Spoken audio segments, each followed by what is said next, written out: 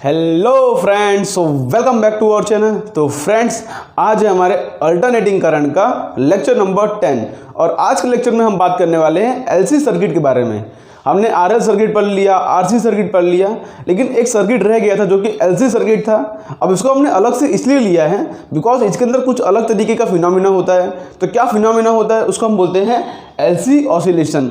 तो LC oscillation का हम डिटेल अंडरस्टैंडिंग पूरा लेक्चर में समझने वाले हैं, पूरा क्लियर विजुअलाइजेशन के साथ। आपको यहाँ पे प्रैक्टिकल विजुअलाइजेशन दिखाऊंगा, उसके ऊपर से आपको समझ पड़ेगा कि इसमें क्या हो रहा है, एलसी ऑसिलेशन किस तरह से होता है, किस तरह से इसका मैथमेटिकल एक्सप्रेशन डिराइव किया जाता है और किस तरह के इसके ऊपर क्वेश्चंस बनते हैं। तो सब डिटेल अंडरस्टैंडिंग आज के लेक्चर में हम लेने वाले हैं। तो पेन पेपर लेके बैठ जाओ, कॉन्सेप्ट लिखा हो तो उसको नोट करो और क्वेश्चन साथ उसको पॉज करके ट्राई करो। तो इतने इन्फॉर्मेशन के साथ शुरू करते हैं अपना लेक्चर।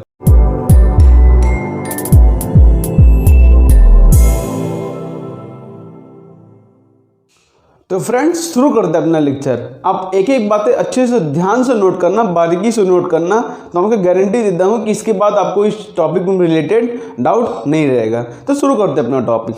बात है एलसी ऑसिलेशन की। तो एलसी ऑसिलेशन होता किसके अंदर है?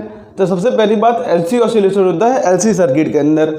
हमने आरएल सर्किट पढ़ा, आरसी सर्किट पढ़ा, तो उसके अंदर किस तरह से इम्पीडेंस, रेजिस्टेंस, क्या उसकी कहानी होती, करंट की वगैरह की, सब हमने देख चुके हैं। लेकिन एलसी सर्किट में कुछ अलग तरीके का फिनोमिना होता है, इसलिए हम इसको पढ़ रहे हैं। क्लियर है? तो हम बात करते हैं एलसी ऑसिलेशन का। तो एलसी ऑसिलेशन होता है एलसी सर्किट के अंदर। तो इसको समझने से पहले हम यहाँ पर एक सिंपल सर्किट का एग्जाम्पल लेते हैं जिसके अंदर सिर्फ कैपेसिटर कनेक्टेड है। ठीक है, एक सिंपल सर्किट लेता हूँ।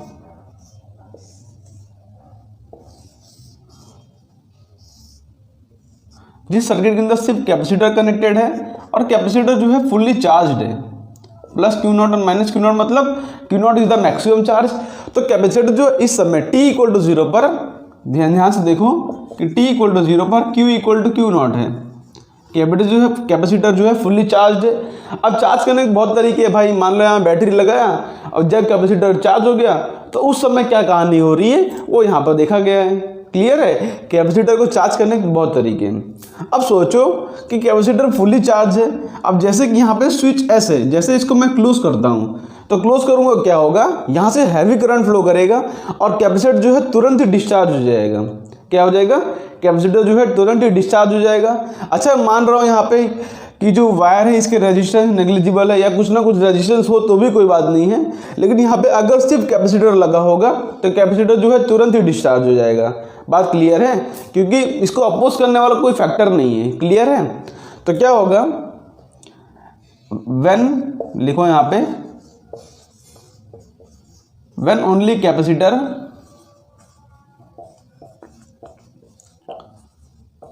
is connected to a circuit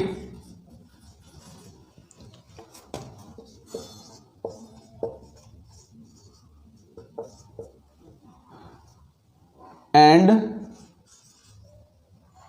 switch is closed, switch close कर दिया तो उसके बाद क्या होगा, a very high current flows, a very high current flows and capacitors discharge immediately, discharge immediately। भाई होगा क्या, सोचो, जैसे आप स्विच क्लोज करोगे t इक्वल टू 0 पर, यहाँ पे हैवी करंट फ्लो करेगा और करंट, मतलब यहाँ पे जो करंट फ्लो करेगा I, वो अपनी मैक्सिमम वैल्यू पे आ जाएगा। मान लो इसके अक्रॉस जो पोटेंशियल डिफरेंस है V है, मान लो इसके अक्रॉस जो पोटेंशियल डिफरेंस है V है, तो कैपेसिटर जो है अपनी मैक्सिमम वैल्यू पे आ जाएगा। क्लियर है? मतलब मान लो वायर का रेजिस्टेंस R हो तो I equal to V not by I not equal to V not by R अपनी मैक्सिमम वैल्यू पर आ जाएगा, बिकॉज इसको कोई अपोज करने वाला नहीं है। और सडनली जो है कैपेसिटर फुल्ली डिस्चार्ज हो जाएगा, उसके बाद करंट 0 भी हो जाएगा। करंट हाई, देखो करंट t इक्वल टू 0 पर 0 था, जैसे क्लोज किया करंट मैक्सिमम हुआ फिर 0 हो गया। क्लियर है बात? क्योंकि कैपेसिटर फुल्ली डिस्चार्ज हो जाएगा, तब यहाँ पर 0 पोटेंशियल, यहाँ पर 0, ठीक है, 0 0 हो जाएगा तो कोई भी करंट फ्लो नहीं करेगा। तो इस तरह कहानी होती अगर सिर्फ कैपेसिटर कनेक्टेड हो। लेकिन हमको ये नहीं चाहिए, हम कनेक्ट करेंगे एलसी सर्किट जिसमें इंडक्टर भी कनेक्टेड हो। तो इंडक्टर कनेक्ट करने से होता क्या है वो हम समझते हैं। अच्छा, दो तीन बातों का आपको ध्यान रखना है कि जो एलसी सर्किट है उसके अंदर मैं मान रहा हूं कि आइडियल एलसी सर्किट है। क्या मान रहा हूं मैं? कि आइडियल एलसी सर्किट है जिसका कोई भी रेजिस्टेंस नहीं है। आइडियल एलसी सर्किट जिसका कोई भी रेजिस्टेंस नहीं है, मतलब वायर का भी रेजिस्टेंस जीरो मान रहा हूं मैं, और जो सर्किट है उसका भी रेजिस्टेंस जीरो मान रहा हूं। वैसे आइडियल एलसी सर्किट पॉसिबल नहीं होता, लेकिन यहाँ पर सिर्फ हाइपोथेटिकल कहानी है कि अगर भाई ऐसा होता है तब क्या होता है हम समझते हैं। क्लियर? तो क्या मान रहा हूँ? आइडियल एलसी सर्किट है, मतलब यहाँ पे कोई भी हीट लॉस नहीं हो रहा है। ठीक है, मतलब क्या हो रहा है? Heat loss equal to zero है, किसी भी फॉर्म में हीट लॉस नहीं हो रहा है, ना ही रजिस्टर में। और किस तरह से हीट लॉस हो सकता है? रेडिएशन से। रेडिएशन से मतलब कुछ उसकी एनर्जी जो है वेस्ट हो जाए तो उसमें भी हीट लॉस हो सकता है। तो किसी भी फॉर्म में एनर्जी लॉस, हीट लॉस की जगह लिख सकता हूँ एनर्जी लॉस नहीं हो रहा है, ना ही रजिस्टर के थ्रू और ना ही रेडिएशन के थ्रू। मतलब इसके अंदर टोटल एनर्जी हमारी जो रहेगी वो कांस्टेंट रहेगी, हमेशा ध्यान रखना। ठीक है, मतलब इंडक्टर और कैपेसिटर दो लेंगे, उन लोग के बीच में टोटल एनर्जी कांस्टेंट रहेगी। किसी भी फॉर्म में हीट लॉस, एनर्जी लॉस जो है वो जीरो है। भाई एनर्जी लॉस होती क्या है? या तो रेडिएशन हो जाए या तो रेजिस्टेंस कुछ एनर्जी खा जाए। बाकी एलसी सर्किट में मतलब इंडक्टर और कैपेसिटर जिसका रेजिस्टेंस जीरो हो तब कोई भी हीट लॉस नहीं होगा। क्लियर है? कोई भी एनर्जी लॉस नहीं होगा। तब हम सर्किट लेते हैं। ओके, ये डाउट क्लियर है? एलसी आइडियल सर्किट ले रहे हैं, बात ध्यान रखना। चलो अब लेते हैं हम सर्किट। अब मान लो हमारे पास यहाँ पे एक इंडक्टर कनेक्टेड है, या तो इस तरह ऊपर कैपेसिटर ड्रॉ करता हूँ और नीचे यहाँ पे एक कनेक्टेड है इंडक्टर। ठीक है, यहाँ पे चलो एक स्विच ले लेता हूँ मैं। ठीक है, तो होगा क्या? मैं यहाँ पर यही ले रहा हूँ कि भाई ये जो कैपेसिटर फुल्ली चार्ज है, मतलब प्लस क्यू नॉट और माइनस क्यू नॉट चार्ज इसके ऊपर है। कैपेसिटर जो है फुल्ली चार्ज है at T equal to zero, Q equal to Q not. Q not मतलब मैक्सिमम चार्ज। ओके, तो कैपेसिटर जो है फुल्ली चार्ज।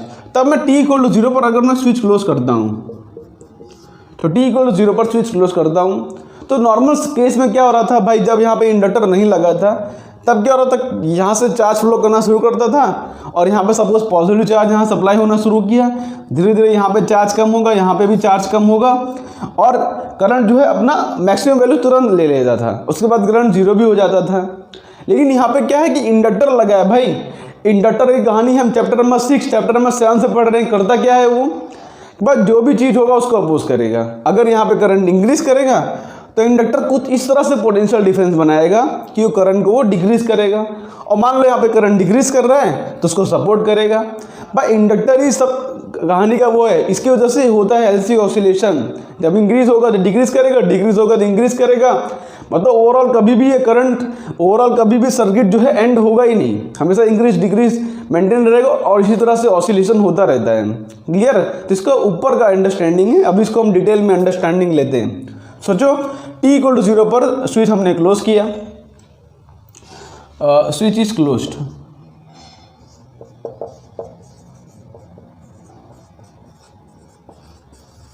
यहाँ पे लिखो, यहाँ पे initially T equal to zero पर करंट जीरो था, लेकिन धीरे धीरे करंट क्या इंक्रीज होने लगा और charge on the capacitor decrease होने लगेगा। सोचो यहाँ से प्लस क्यू नॉट चार्ज यहाँ पे गया, यहाँ पे प्लस क्यू नॉट चार्ज यहाँ पे गया, तो यहाँ पे चार्ज डिक्रीज होने लगेगा, यहाँ पे जो है चार्ज डिक्रीज होने लगेगा। मान लो यहाँ पे इस तरह से plus Q not plus Q not plus Q not charge थे। ठीक है, आफ्टर टाइम टी, मतलब किसी भी रैंडम टाइम टी की बात कर रहा हूँ, मतलब टी टाइम की बात कर रहा हूँ, तो यहाँ पर जो चार्ज है थोड़ा कम हो जाएगा। सोचो यहाँ पे जो है थोड़ा कम चार्ज बचेगा और यहाँ पे माइनस आएगा। ओके, ये क्या फुल्ली चार्ज है और यहाँ पे जो है माइनस। भाई पॉजिटिव चार्ज यहाँ से तोड़ कर डाल रहे हो तो यहाँ पे पॉजिटिव चार्ज कम हो रहा है और यहाँ पे नेगेटिव पॉजिटिव न्यूट्रलाइज हो गए, चार्ज यहाँ पर भी कम हो रहा है। क्लियर है? तो इस तरह से जो है चार्ज इसके अंदर डिक्रीज करने लगा, चार्ज इसके अंदर डिक्रीज करने लगा।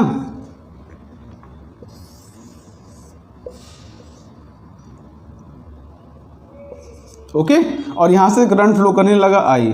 अब सोचो हो क्या रहा है कि यहाँ पे चार्ज क्या कर रहा है, डिक्रीज कर रहा है, लेकिन करंट क्या होगा, टी इक्वल टू 0 पर करंट 0 था, लेकिन जैसे हमने क्लोज किया यहाँ से करंट फ्लो करना शुरू किया और यहाँ पर करंट जो है इंक्रीज कर रहा है। अच्छा, यहाँ पे करंट तुरंत अपनी मैक्सिमम वैल्यू नहीं लेगा, बिकॉज यहाँ पर लगा है इंडक्टर। इंडक्टर क्या करेगा, करंट चाहता है कि मैं तुरंत मैक्सिमम हो जाऊँ, लेकिन इंडक्टर क्या करेगा, अपोज करो भाई, थोड़ा रुको, आराम से जाओ, आराम से मैक्सिमम वैल्यू पर हो अपनी। तो करंट यहाँ से जैसे सोचेगा कि मैक्सिमम वैल्यू पर हो जाऊँ, इंडक्टर उसको अपोज कर देगा, वो उसको मैक्सिमम वैल्यू पर तुरंत नहीं जाने देगा, जाएगा वो खरी। यहाँ पे इंडक्टर क्या करेगा, इस तरह से पोटेंशियल डिफरेंस बना देगा। करंट इंक्रीज कर रहा होगा तो उसके अपोजिट डायरेक्शन में इस तरह से पोटेंशियल डिफरेंस बनाएगा, जिससे कि इंड्यूस करंट इसको अपोज करे, क्योंकि करंट क्या कर रहा है, इंक्रीज, तो इंड्यूस करंट उसको अपोज करेगा। तो इस तरह से यहाँ पे पॉजिटिव और यहाँ पे नेगेटिव, इस तरह से पोटेंशियल डिफरेंस, तो यहाँ से फ्लो करेगा इंड्यूस करंट, जो कि एग्जिस्टिंग करंट को अपोज करेगा, इसके अपोजिट डायरेक्शन में इसको अपोज करेगा। करंट निकलता कहाँ से है, पॉजिटिव टर्मिनल से, इस तरह से बनाया जाता है। देखो ये है मेरा इंड्यूस करंट का डायरेक्शन, तो पॉजिटिव, देखो इसको आपको सर्किट के अंदर नहीं बनाना है, सोचना है आपको कि पॉजिटिव से निकलता है करंट, तो इसको इस तरह से अपोज करेगा, बिकॉज करंट इंक्रीज कर रहा है, तो उसको डिक्रीज करने के लिए हमको दोनों को इस तरह से अपोजिंग मैनर में बनाना पड़ेगा। तो यहाँ पे इस तरह से पोटेंशियल डिफरेंस क्रिएट हो जाता है। बात क्लियर है? तो यहाँ पर करंट को क्या तुरंत अपनी मैक्सिमम वैल्यू पर नहीं जान देगा, लेकिन भाई धीरे धीरे भाई इंड्यूस करंट जो है नॉर्मल करंट से कम होता है, लेकिन धीरे धीरे करंट अपनी मैक्सिमम वैल्यू पर जाएगा। और एक ऐसा समय आएगा कि जब यहाँ पे चार्ज 0 हो जाएगा और यहाँ पे चार्ज 0 हो जाएगा। ओके, यहाँ पे क्या है, अब प्लस क्यू चार्ज है, मैक्सिमम चार्ज नहीं है, यहाँ पे माइनस क्यू है, प्लस क्यू नॉट से कुछ कम है, माइनस क्यू नॉट से कुछ कम है। ओके, और फिर धीरे धीरे क्या होगा भाई, और चार्ज यहाँ पे फ्लो करेगा, और यहाँ पे चार्ज गया, ऐसे और चार्ज गया, और यहाँ पे हो गया चार्ज 0। उसके बाद की कहानी क्या होती है कि यहाँ पे हो जाता है चार्ज 0। क्लियर है? तो इस तरह से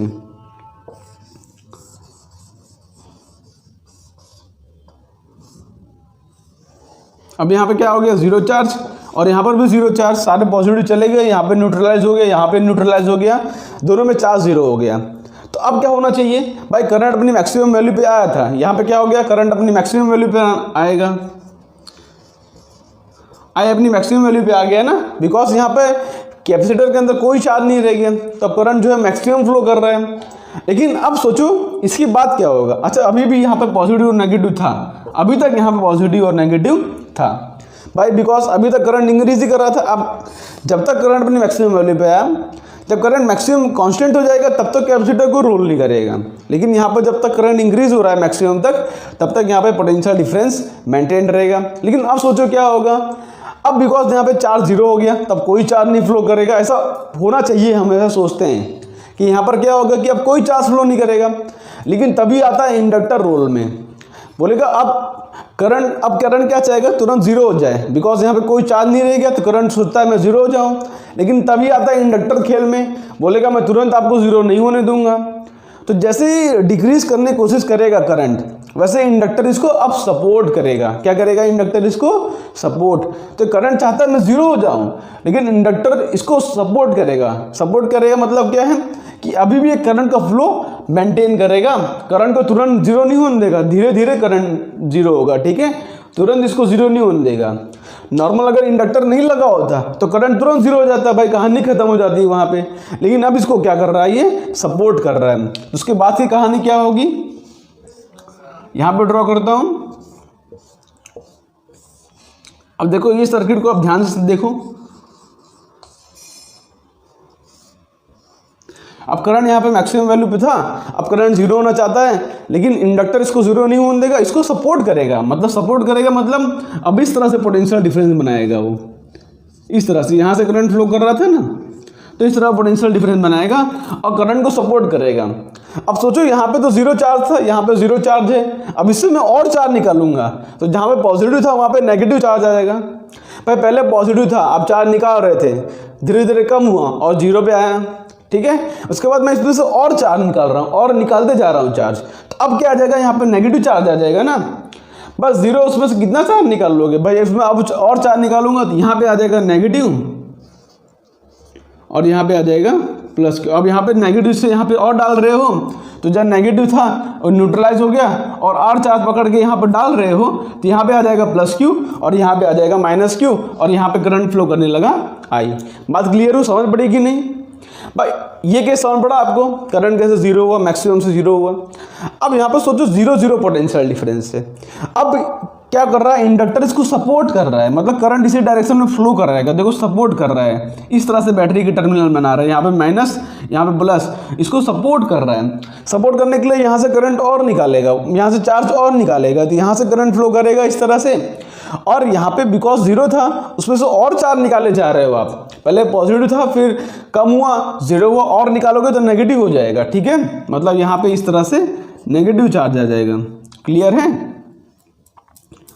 मैक्सिमम नहीं आएगा, लेकिन यहाँ पे थोड़ा पॉजिटिव चार्ज आ गया, यहाँ पे थोड़ा नेगेटिव चार्ज आ गया, इस तरह से करंट फ्लो करना शुरू करके देखो ध्यान से, इंडक्टर उसको सपोर्ट कर रहा है, क्या कर रहा है, उसको सपोर्ट कर रहा है। बात क्लियर है, किस तरह से हुआ यहाँ पे समझे, इंडक्टर सपोर्ट किया, इस तरह से इस करंट बना। अब धीरे धीरे क्या हुआ, करंट डिक्रीज करने लगा, धीरे धीरे करंट डिक्रीज करने लगा, और फिर करंट हो जाएगा जीरो, एक समय आएगा करंट हो जाएगा जीरो, ठीक है। उसके बाद की कहानी यहाँ पे ड्रॉ करता हूँ, एक समय आ जाएगा, इसको यहाँ पे हटा लेता हूँ, थोड़ा ऊपर लिख देता हूँ कहीं, ओके। और उसके बाद की कहानी क्या होगी, कुछ इस तरह से होगी कहानी।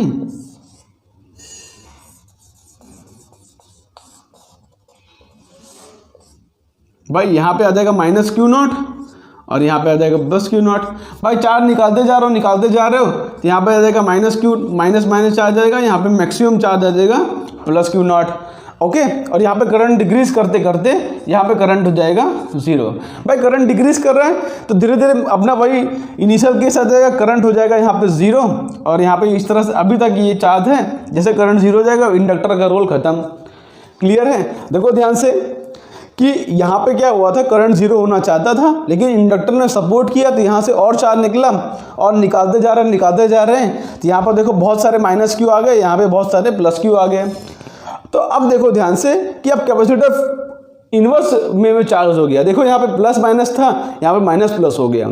ये सर्किट से यहाँ पे गए हम, यहाँ से यहाँ पे गए, और इसके बाद से इस तरह से कहानी हो रही है। क्लियर हो रहा है कि नहीं। पहले कैपेसिटर देखो इस तरह से चार्ज था, उसके बाद जीरो पे आया, फिर यहाँ पे जीरो पे मैक्सिमम हुआ, फिर यहाँ पे देखो अपोजिट वे में चार्ज हो गया। क्या हो गया, कैपेसिटर अपोजिट वे में चार्ज हो गया, यहाँ पे करंट जीरो हो गया। क्लियर, तो फिर से यही कहानी रिपीट होगी इन द अपोजिट सेंस, फिर से यही कहानी रिपीट होगी इन द अपोजिट सेंस। अब जो है करंट यहाँ से फ्लो करना शुरू करेगा।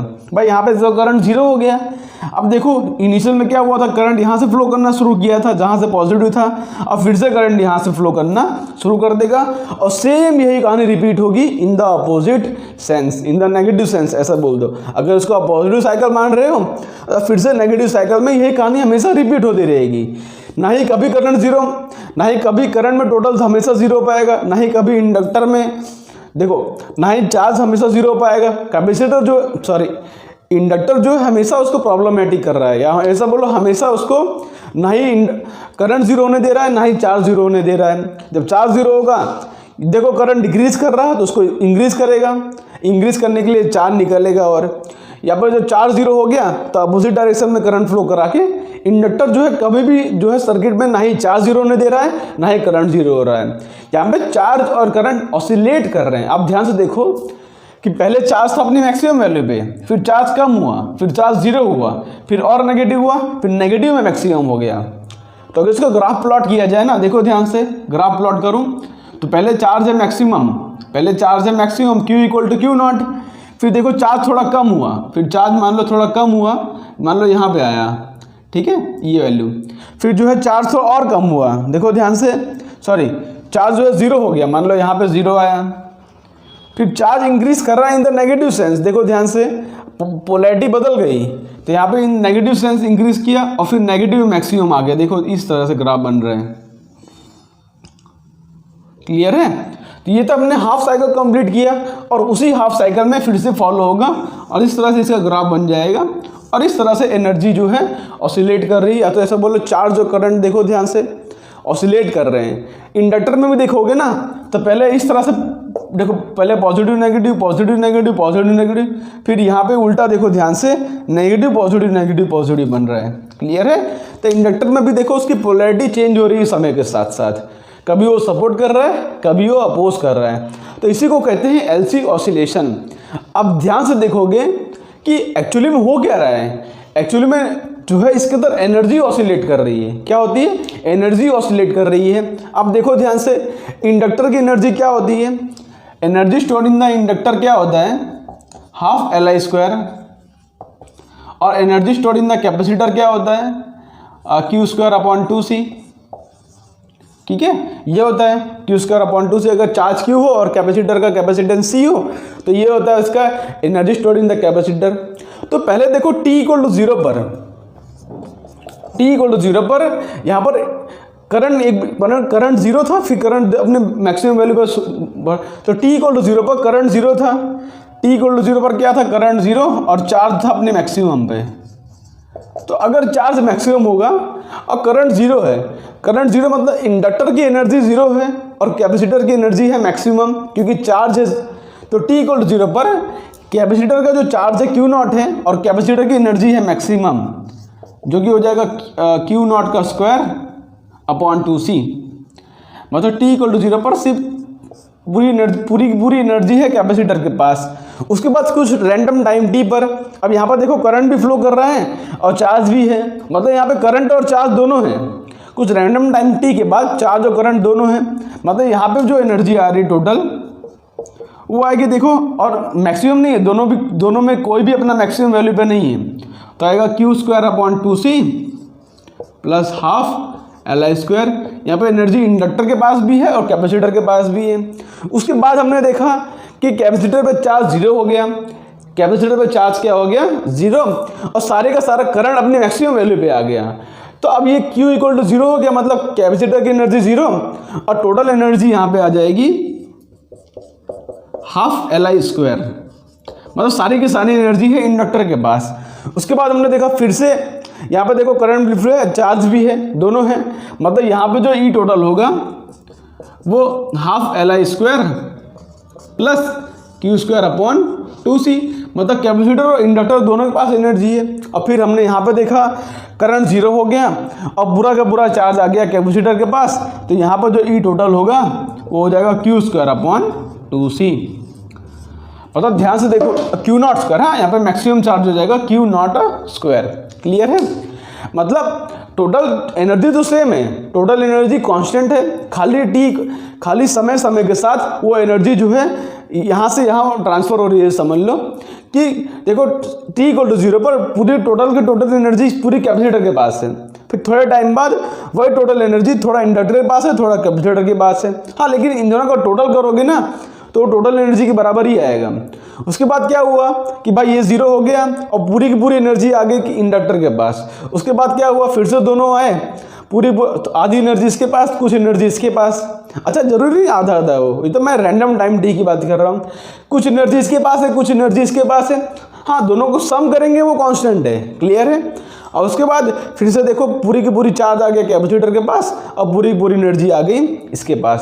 तो इस तरह से एनर्जी ऑसिलेट कर रहा है, इस तरह से एनर्जी ऑसिलेट कर रहा है। या तो एकदम एक्चुअल वे में बोला जाए तो बताओ कि कैपेसिटर के अंदर एनर्जी किस तरह से स्टोर होती है? कैपेसिटर के अंदर एनर्जी स्टोर होती है in the form of electric field. यहाँ पे बनती है इलेक्ट्रिक फील्ड लाइन, पॉजिटिव से नेगेटिव। तो कैपेसिटर के अंदर स्टोर होती है इलेक्ट्रिक फील्ड। और इंडक्टर के अंदर क्या होता है? इंडक्टर के अंदर होता है मैग्नेटिक फील्ड। इंडक्टर के अंदर होता है मैग्नेटिक फील्ड। तो यहाँ पे एक्चुअली क्या ऑसिलेट कर रहा है? Energy is oscillating between the electric field of the capacitor and magnetic field of the inductor. तो इंडक्टर की मैग्नेटिक फील्ड और कैपेसिटर की इलेक्ट्रिक फील्ड, इन दोनों बीच में हमेशा एनर्जी जो है ऑसिलेट कर रही है। कभी पूरी एनर्जी कैपेसिटर के पास है, कभी पूरी की पूरी एनर्जी इंडक्टर के पास है, कभी दोनों के पास कुछ ना कुछ उसका मतलब कुछ फ्रैक्शन उसके पास है, कुछ फ्रैक्शन उसके पास है। तो इस तरह से इसकी पूरी कहानी होती है और इसी को कहते हैं हम LC ऑसिलेशन। अब इसका हम जो है विजुअलाइजेशन देखते हैं, आपको अब अच्छे समझ पड़ेगा।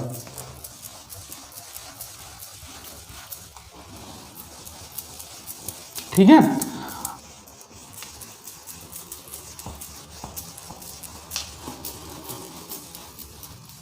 ओके।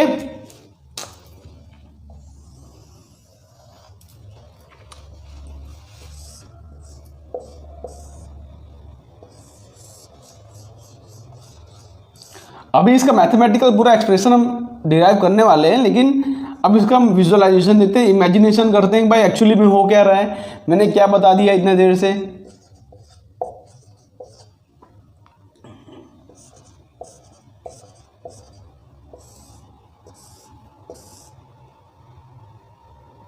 ये क्या है, मैग्नेटिक फील्ड है,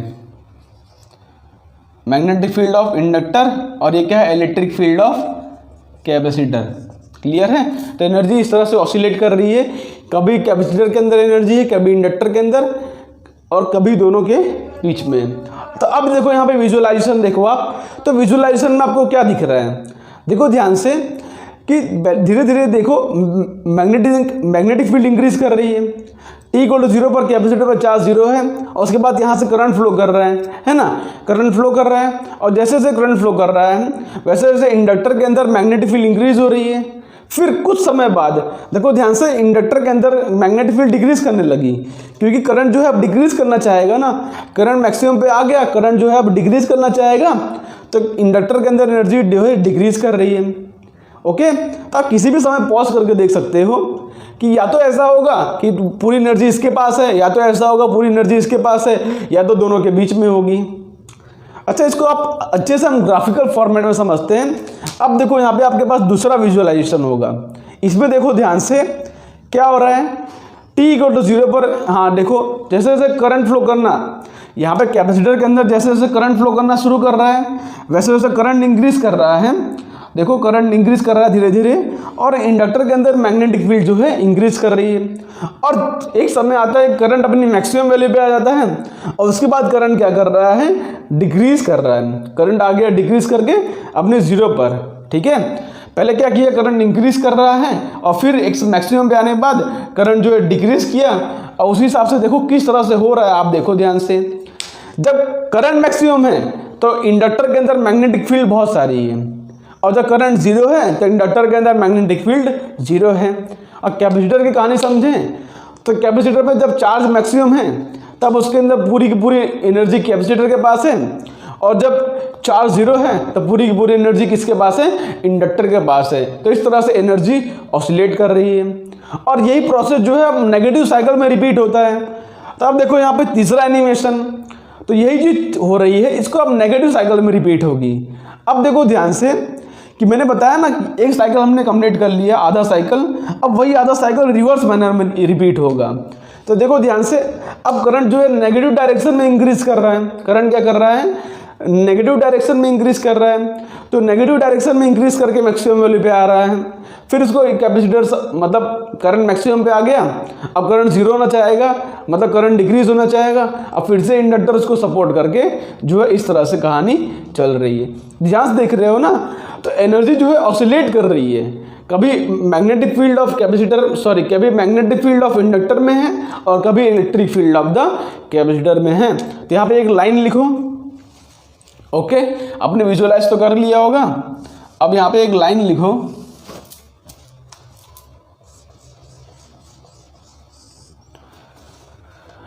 ओके, इंडक्टर है L है, कैपेसिटर है C, तो ये लिखो यहाँ पे,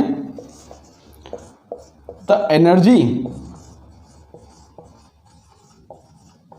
is oscillating between electric field of the capacitor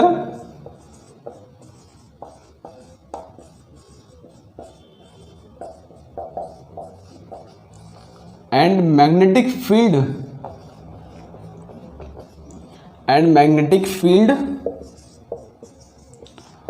of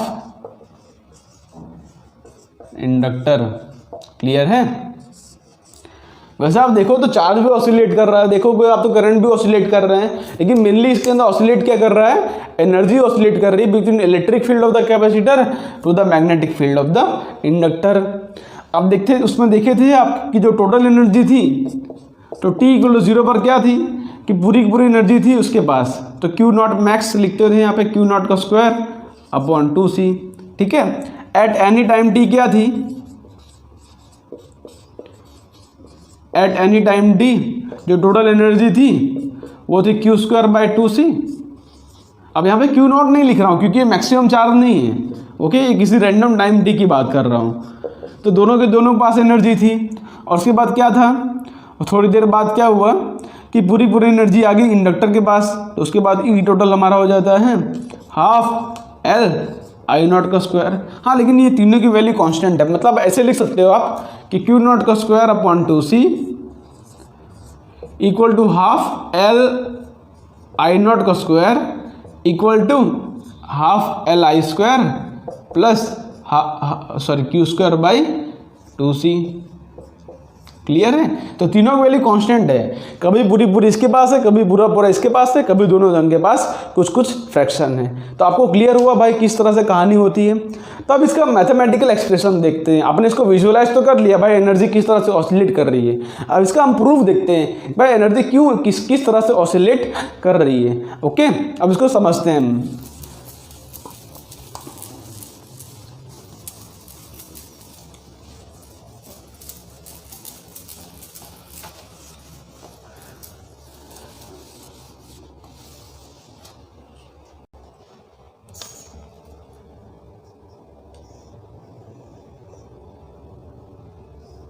okay, तो अब इसका डेरिवेशन हम शुरू करते हैं। मैं किसी एक रैंडम टाइम टी की बात कर रहा हूँ। यहाँ पर ये तो t इक्वल टू 0 का केस था, लेकिन मैं क्या कर रहा हूँ कि यहाँ पर किसी भी एक रैंडम टाइम की बात कर रहा हूँ जिसमें क्या है कि कैपेसिटर के पास भी कुछ एनर्जी हो, और किसी भी टाइम की बात कर रहा हूँ भाई। अगर रैंडम टाइम के लिए हमने प्रूफ कर दिया सब सही है तो किसी भी टाइम के लिए हो जाएगी। तो यहाँ पर क्या आ जाएगा प्लस क्यू और यहाँ पे हो जाएगा माइनस क्यू, और यहाँ पे जो है करंट फ्लो कर रहा है आई अपनी मैक्सिमम वैल्यू पे नहीं है करंट, ना ही चार्ज अपनी मैक्सिमम वैल्यू पे है, मतलब कुछ ना कुछ यहाँ पे चार्ज फ्लो मेंटेन्ड है। और यहाँ पे हो क्या रहा है कि चार्ज जो है डिक्रीज कर रहा है और करंट जो है इंक्रीज कर रहा है। पर देखो ध्यान से, हमने t इक्वल टू 0 पर स्विच क्लोज किया था, उसके बाद हो क्या रहा है कि यहाँ चार्ज निकलना शुरू हुआ है और चार्ज जो है डिक्रीज कर रहा है, लेकिन करंट जो है t इक्वल टू 0 पर करंट 0 था, लेकिन t इक्वल टू उसके बाद क्या हुआ, करंट यहाँ पे इंक्रीज करना शुरू किया है, अपने तुरंत अपने मैक्सिमम वैल्यू पे नहीं आएगा। अब उसी को हम प्रूफ लेते हैं। अब देखो ध्यान से, अब प्रूफ लेने के लिए हम यूज़ करेंगे किरचॉफ लॉ। क्या यूज़ करेंगे हम? Kirchhoff law. तो यूजिंग किरचॉफ लॉ, होता क्या है किरचॉफ लॉ,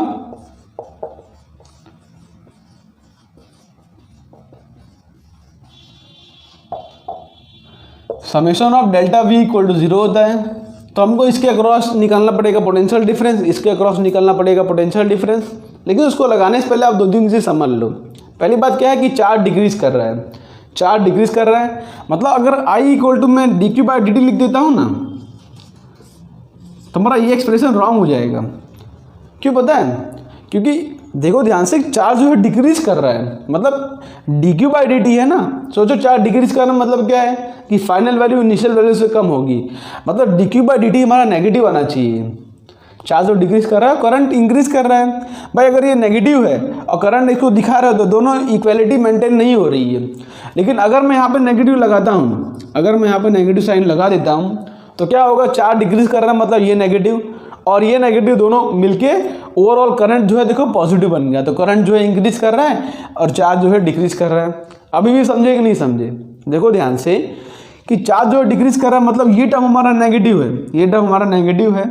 तो खाली इसको रख देता ना तो रॉन्ग हो जाता। लेकिन यहाँ पे अगर नेगेटिव साइन और लगा दूँ तो नेगेटिव और नेगेटिव मिलके हो जाएगा पॉजिटिव, तो ओवरऑल करंट तो पॉजिटिव हो गया लेकिन चार्ज जो है डिक्रीज कर रहा है। इतनी बात समझ गए? तो यहाँ पर ये बात नोट कर लेना कि I इक्वल टू है माइनस dq बाई dt। अब क्या करता हूँ मैं, पोटेंशियल डिफरेंस लिखता हूँ, किसी भी पॉइंट से शुरू करता हूँ, इस तरह से किरचॉफ लॉ लगा देता हूँ मैं किसी भी क्लोज लूप के अंदर। तो मान लो इस पॉइंट से शुरू करता हूँ मैं और यहाँ मूव किया, तो पॉजिटिव से नेगेटिव, तो पॉजिटिव से नेगेटिव जाते हैं तो लिखते हैं negative minus Q by C. Potential difference across capacitor क्या होता है? Q by C. और उसके बाद कहाँ से गया, माइनस प्लस से माइनस, तो माइनस यहाँ से घूम के आया यहाँ पे। अच्छा, इंडक्टर का पोटेंशियल डिफरेंस किस तरह से बनाओगे?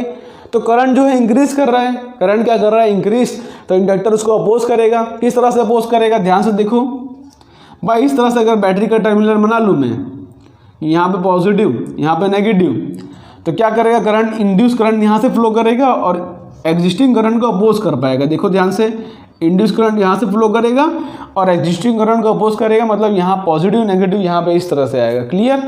और हम कहाँ से मूव कर रहे हैं, यहाँ पे पॉजिटिव से नेगेटिव तो नेगेटिव, और फिर घूम गया यहाँ पे नेगेटिव से पॉजिटिव तो पॉजिटिव, देखो नेगेटिव से पॉजिटिव तो positive, plus L D I by D T equal to 0।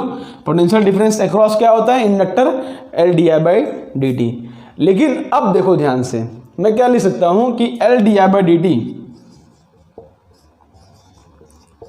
Equal to लिख सकता हूं मैं क्यू बाई सी। क्लियर है बात।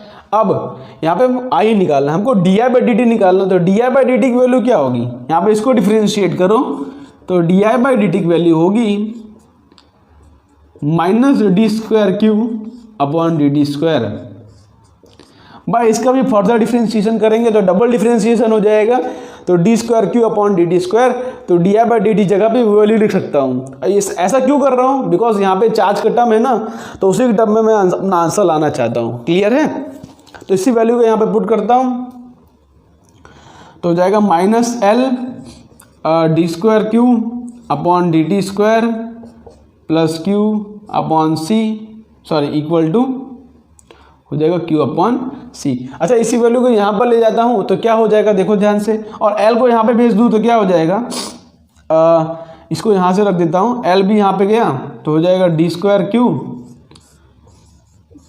Upon D T square equal to minus Q upon L C. यही तो हो रहा है, माइनस भी इस तरफ भेज दिया तो यहाँ पे हो गया।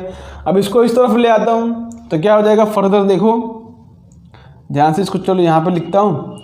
अब इसको इस तरफ ले आऊँ तो जाएगा D square Q upon D T square plus Q by L C equal to 0। अच्छा ध्यान से देखोगे ना इक्वेशन, तो अगर आपने क्लास 11 में सिंपल हार्मोनिक मोशन पढ़ा होगा, ये इक्वेशन जो है सिंपल हार्मोनिक मोशन का है। सिंपल हार्मोनिक मोशन, अगर आपने उसमें सिंपल हार्मोनिक मोशन का इक्वेशन देखा होगा अगर, तो इस तरह से इक्वेशन आता था कि D square X upon D T square plus omega square X equal to 0। यहाँ पे एक्स की जगह पर क्यू है, देखो ध्यान से, एक्स की जगह पर क्या है, क्यू। तो यहाँ पे ये जो कांस्टेंट है 1 अपॉन एल सी, इसको ओमेगा स्क्वायर बोल दूँ, तो ये जो हमारा टर्म है देखो ध्यान से सिंपल हार्मोनिक मोशन बन गया। सिंपल हार्मोनिक मोशन का इक्वेशन बन गया है।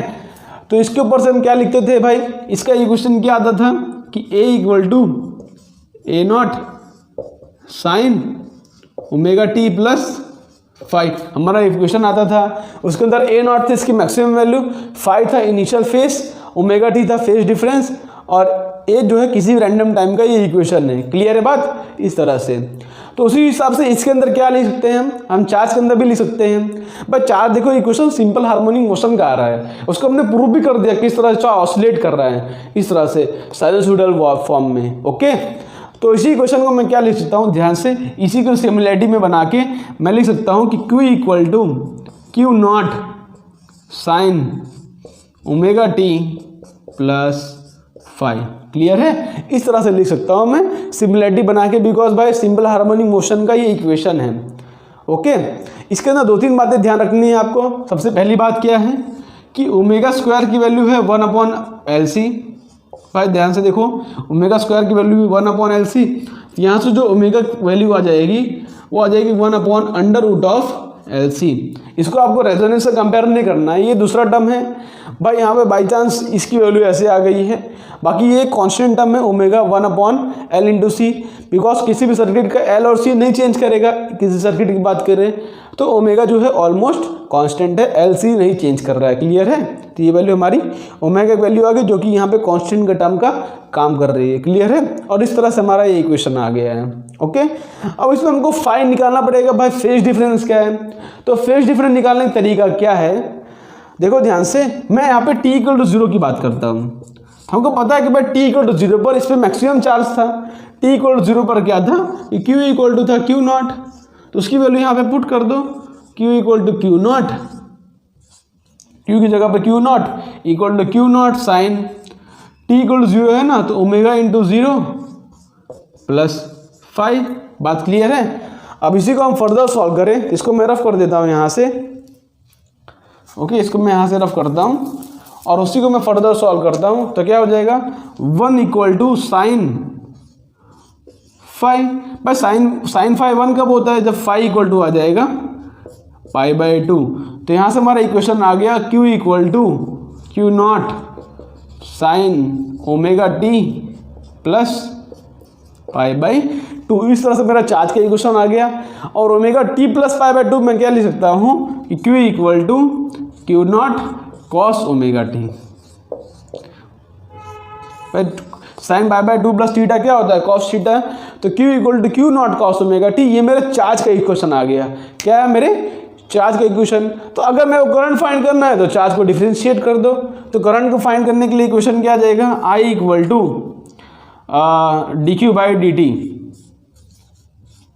तो डिफरेंशिएशन करोगे ना तो आ जाएगा -Q0 omega sine omega T. भाई कॉस ओमेगा टी का differentiation minus sign omega T, और ओमेगा बाहर आ गया, डिफरेंशिएशन कर रहा हूँ, क्लियर है। तो यहाँ से क्या ले सकता हूँ मैं कि I equal to I0 sine omega T. देखो ध्यान से माइनस भी आ रहा है बाहर, okay. I equal to dq/dt आ गया तो -Q0 omega sine omega T. Where I की वैल्यू क्या है, I की वैल्यू है Q0 इंटू ओमेगा। I की वैल्यू है Q0 इंटू, माइनस रख सकते हो कोई दिक्कत नहीं है, पर I की वैल्यू क्या है Q0 इंटू ओमेगा। क्लियर है बात। पर dq/dt minus Q0 omega sine omega T, पर I equal to I0 sine omega T. Okay clear है। इस तरह से हमारा चार्ज और करंट का दोनों का इक्वेशन आ गया। और यहाँ पे क्या है कि dq/dt नेगेटिव है, इसलिए नेगेटिव नेगेटिव कॉम्पनसेट हो जाएगा और यहाँ पे नेगेटिव टर्म चला जाएगा। बात क्लियर है। क्या बोला फिर से समझो, dq/dt क्या है, नेगेटिव है। तो नेगेटिव नेगेटिव इस माइनस dq/dt पुट करता, अगर माइनस dq/dt पुट करता, ये माइनस माइनस कैंसिल आउट होके I equal to I0 sine omega T आया है। इंपॉर्टेंट बात यह है कि I0 की वैल्यू Q0 इंटू ओमेगा है, नोट कर लो। I0 की वैल्यू क्या है, Q0 into omega. Important concept है, क्लियर है आपको। तो इस तरह से हमारा चार्ज और करंट का इक्वेशन आता है। इसका एक बार ग्राफ भी ड्रॉ कर लेते हैं जिससे कि आपको 100% क्लियर हो जाएगा। देखो ध्यान से, दोनों साइनसोइडल ग्राफ आ रहा है, एक कॉस का आ रहा है, एक साइन का आ रहा है। तो किस तरह से इसका ग्राफ बनेगा आप देख लेते हो।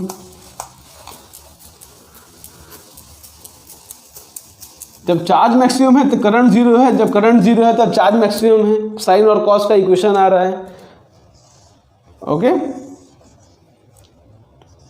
यहाँ पे करंट वर्सेस टाइम का ग्राफ ड्रॉ करूं और आइडियल मान रहा हूँ भाई, यहाँ पे रेजिस्टेंस कोई नहीं, ना ही कोई हीट लॉस हो रहा है, ना ही कोई रेडिएशन के फॉर्म में हीट लॉस हो रहा है। मैं आइडियल सर्किट मान रहा हूँ। यहाँ मान लो T/2 है, ये T/4 है मान लो, और ये T/2, ओके 2T/4, हाँ T/2, 3T/4 और T टाइम है, ओके। तो इस तरह से यहाँ पर ग्राफ, तो पहले करंट के ग्राफ ड्रॉ कर रहा हूँ। तो इस तरह से करंट जीरो से मैक्सिमम वैल्यू पे जा रहा है, साइनसोइडल ग्राफ है, और इस तरह से करंट अपनी मैक्सिमम वैल्यू पे आ गया। देखो ध्यान से, इस तरफ करंट अपनी मैक्सिमम वैल्यू पर है और यहाँ पे करंट अपनी नेगेटिव मैक्सिमम वैल्यू पे है, क्लियर है। तो इस तरह से इसका ग्राफ आता है, आपने एनिमेशन में भी देखा होगा, देख लो किस तरह से इसका ग्राफ आता है। उसके बाद चार्ज का ग्राफ ड्रॉ करो विथ रिस्पेक्ट टू टाइम, तो किस तरह से ग्राफ आएगा ध्यान से देखो कि यहाँ पे इसी पॉइंट को अगर प्लॉट किया जाए तो ये पॉइंट आ रहा है, इस पॉइंट को प्लॉट करो, ये पॉइंट आएगा, इस पॉइंट को ये पॉइंट आएगा और ये पॉइंट आएगा। तो ये मेरा क्या है, T/4 है, सॉरी ये मेरा T/2 है, ये 3T/4 है और ये जो है T है। तो जब चार्ज करंट जीरो है तब चार्ज क्या है, मैक्सिमम, और जब करंट मैक्सिमम है चार्ज क्या है, जीरो। इस तरह से ग्राफ बनेगा इसका,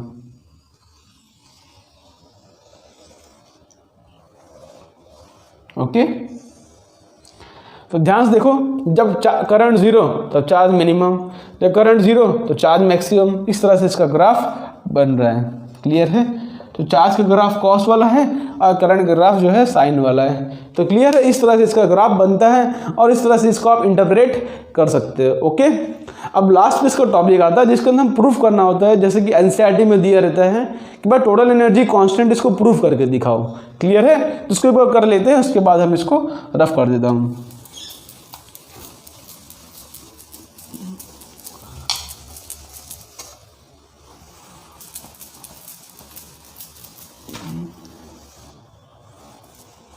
अब प्रूफ ले रहे हैं कि भाई टोटल एनर्जी कांस्टेंट है।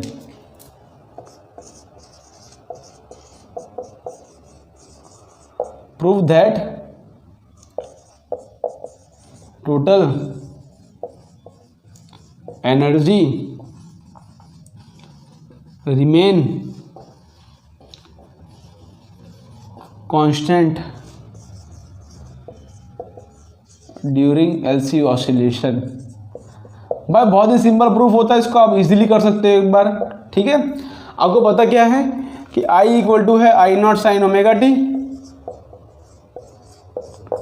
और Q इक्वल टू है Q not cos omega T. I not की वैल्यू है Q नॉट इंटू ओमेगा और ओमेगा की वैल्यू है 1/√ऑफ LC। बस इतनी बातें आपको पता हो, आपका इक्वेशन बन जाएगा। तो किसी भी टाइम रैंडम टाइप का अगर एनर्जी का टोटल इक्वेशन लिखूं तो जाएगा Q नॉट, देखो ध्यान से, Q की value Q not cos omega T है तो Q not square cos square omega T by 2C, Q square by 2C मैंने ये लिखा। ओके, और उसके बाद प्लस लिख सकता हूँ मैं कि half LI square sine square omega T. किसी रैंडम टाइम की बात कर रहा हूँ भाई। ओके, किसी भी रैंडम टाइम की बात कर रहा हूँ, ये है मेरा। और उसके बाद क्या कर सकता हूँ यहाँ से, देखो ध्यान से, अब किसी भी टर्म में चेंज करके दिखा दो आप। मैं या तो मैं I equal to Q not omega I not लिख सकता हूँ यहाँ पे। ओके, या तो मैं I नॉट की जगह पे Q नॉट ओमेगा लिख दूँ तो यहाँ पे देखो किस तरह से हो जाएगा कि Q नॉट स्क्वायर, मैं दोनों को किसी एक टर्म में कन्वर्ट कर रहा हूँ। इसको मैं एज इट इज लेता हूँ और इसको मैं Q के टर्म में कन्वर्ट करता हूँ। तो हाफ L I नॉट की जगह पर Q नॉट ओमेगा तो जाएगा Q square Q not square omega square sine square omega T. बस अब यहाँ पे ओमेगा की वैल्यू रख दो तो जाएगा Q not square cos square omega T by 2C plus half L Q not square.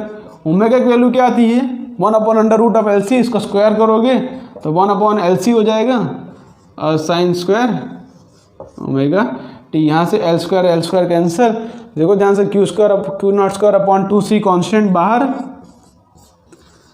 और अंदर क्या बच रहा है cos square omega T plus sine square omega T. ये तो 1 हो जाएगा, cos square omega T plus sine square omega T 1। तो देखो ध्यान से Q not square upon 2C की टर्म में आ गया, जो कि मैक्सिमम चार्ज का इक्वेशन है। तो इसी को आप चाहो तो आप इंडक्टर के टर्म में भी कन्वर्ट कर सकते हो। तब आप रखना कि भाई Q not equal to I not by omega, यहाँ पे Q नॉट की जगह पे I नॉट बाई ओमेगा रखो तो पूरा term half L I not square के टर्म में आंसर आ जाएगा। क्लियर? तो यहाँ पे ध्यान से देख सकते हो किसी भी रैंडम टाइम का मैंने इक्वेशन लिया और लास्ट में देखो मैंने कैपेसिटर के टर्म में कन्वर्ट किया तो कैपेसिटर के टर्म में कन्वर्ट हो गया। इसको आप इस तरह से भी प्रूव कर सकते हो कि हाफ L I नॉट का स्क्वायर भी होगा। ठीक है, आप उसको खुद से प्रूव कर लेना। क्लियर है? तो होप्स तो आज का लेक्चर आपको पसंद आया होगा। आज के लेक्चर के बेस्ट हम अच्छे क्वेश्चन करेंगे अपने रैपिड फायर राउंड में। अब हमारा एक लास्ट टॉपिक रहेगा जो कि है ट्रांसफार्मर, और ट्रांसफार्मर के बाद हमारा अल्टरनेटिंग करंट का चैप्टर खत्म हो जाएगा। तो होप्स तो आपको लेक्चर पसंद आया होगा। अगर पसंद आया हो तो वीडियो को लाइक कर दें। तो मिलते हैं आपको नेक्स्ट वीडियो में, तब तक के लिए आप पढ़ाई करते रहो। तब तक के लिए बाय बाय।